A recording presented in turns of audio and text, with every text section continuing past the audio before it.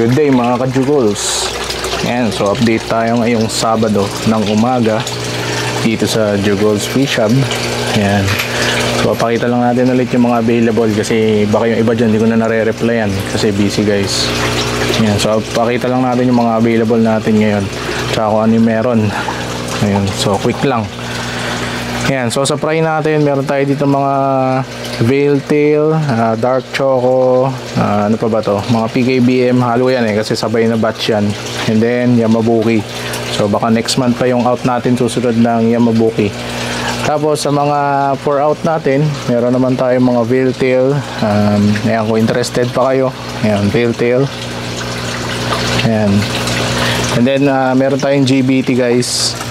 Ayan, kung meron may gusto. So ito yung sa mga naghahanap guys. So ang daming tatanong ng GBT. Ayan, so ito guys yung GBT natin na females. Ayan, yung male natin nandun mamaya makikita nyo. Ayan, then ito naman yung mga male natin ng Yamabuki. Ayan, so pero problema ngayon na tayong female. So bibihira yun. Ayan, then ito yung mga breeders ko. Ayan, so itong ano natin, itong 2 pairs natin ng PKBM. Nag-drop yan ng 2 beses this week. Ayan, actually kanina nakakuha pa ako ng ilang piraso so nilagay ko dito. Kasama na lang nung red eyes. Ayan, kasi isang batch na sila. Ayan, kasi maraming tayong fry guys. Sobrang dami. Ayan, so halos lahat ng lalagyan na to merong 70 fry na laman. 70 to mga ganun, 50 to 80 fries. Ayan, depende sa batch. Ang pinakakonti na dyan, ito siguro. Pinakakonti na ang laman. Susunod, ito siguro. Ito susunod ito. Tapos lahat, marami. Ayan, so March yung pinakamalaki nating harvest this year. Ayan, wala na akong lalagyan yan guys kapag nag-abot sila. Ayan, so kailangan nating umabot yung bago nating setup bago sila lumaki. So I have siguro may mga 2 weeks para ilipat yung mga yan. Tapos ito naman guys, so tulungan nyo ako. So meron tayong mga available na PKBM dito. Ayan, so ayan, available na lahat yan. Ayan, so kung may gusto ng juvie size, meron na din tayo. Ito, malapit na to. Ayan, mga 1 to 2 weeks na lang. Kasi itong pace na to, sobrang bilis lang yan lumaki. So ito, from gantong size, magiging na kagad yan. Ayan, in 2 to 3 weeks lang yan. Ayan, pagka nasa around papunta na kayo ng 2 weeks, malaki na dapat, mabilis na yung paglaki ng mga isda nyo. Ayan, then sa marble, ito hindi ko pa binibenta, pero ito, abangan nyo guys yung fry natin ito, yung pinakita ko doon. So may mga fry tayo ng choco marble. And then white eye, 2 pairs na lang available. And ito, red eye natin. Yan, anak niya to. Ito guys, anak to ng red eyes natin. Ayan, bagong batch. Sobrang dami niyan guys. Sobrang dami. Ayan, hindi ko mapakita masyado. Ayan, let me know sa comments kung kita nyo yung mga fry natin. Kung gusto nyo malinaw na output guys, meron tayo sa YouTube tsaka sa TikTok. Meron pa dong iba guys. So follow nyo lahat si Jugols. Ayan, sige. Ano pa ba?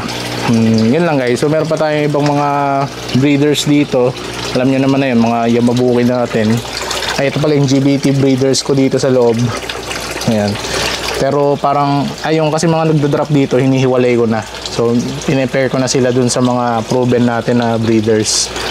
Ayan. Yan, ito yung mga breeders ko ng Lartail ng PKBM. Ayan, mga jumbo na yan.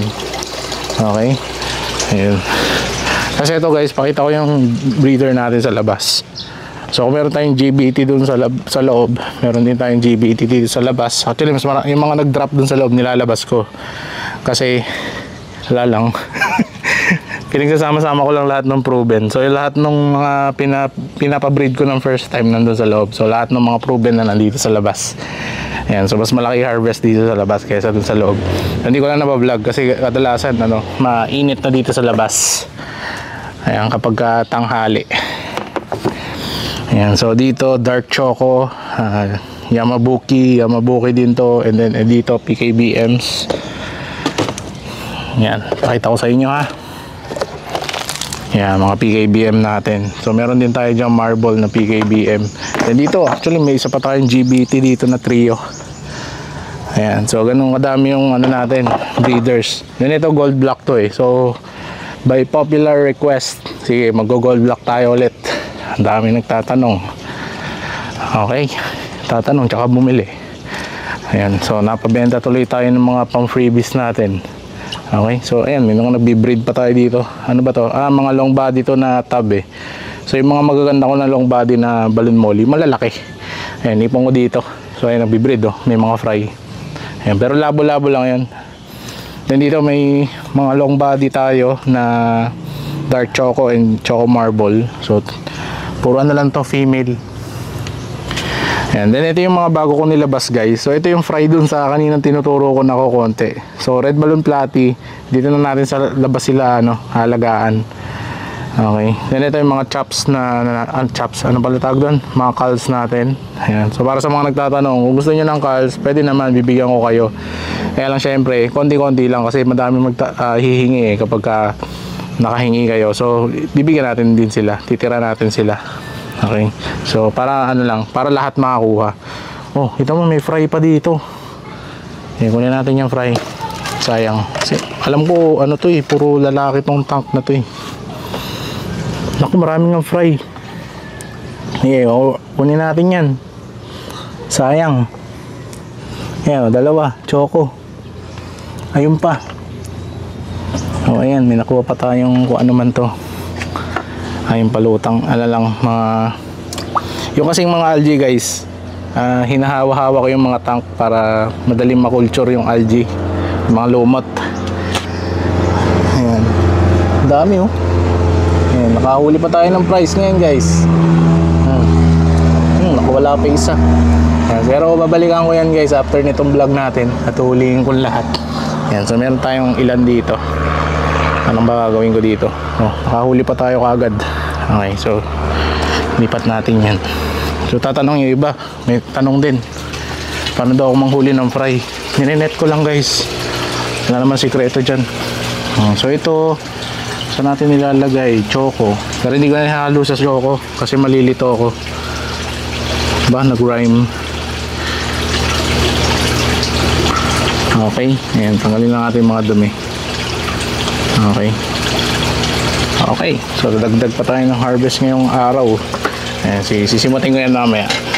Pero yun lang, yun yung update natin guys. So ito pala yung bago natin filter guys. So meron bang interested sa inyo matuto nito? Kasi sobrang basic lang naman ito. Pero binidyo ko yung paggawa nito. So kung merong may gustong makaalam ng filtration system natin, comment down below para i-upload ko. I-edit ko tsaka i-upload this week. Pagod ako dun. Pero yun lang guys. So para dun sa mga nagtatanong, so PKBM guys, the more na gusto nyong kunin, then syempre mas maganda yung freebies natin. Okay, so ayan, bilog na bilog yan guys. Patayo. Ayan, so PM na kayo guys. Ayan, sobrang quality nyan. Ito nyo ba yung laki nyan guys? Kakalagpas lang ng 2 months nyan. So mga baboy na kagad. Okay, so yun lang guys naman yung update natin. Don't forget to like and subscribe. Kung makaka-comment kayo sa baba, I appreciate it. So yun lang, maraming salamat.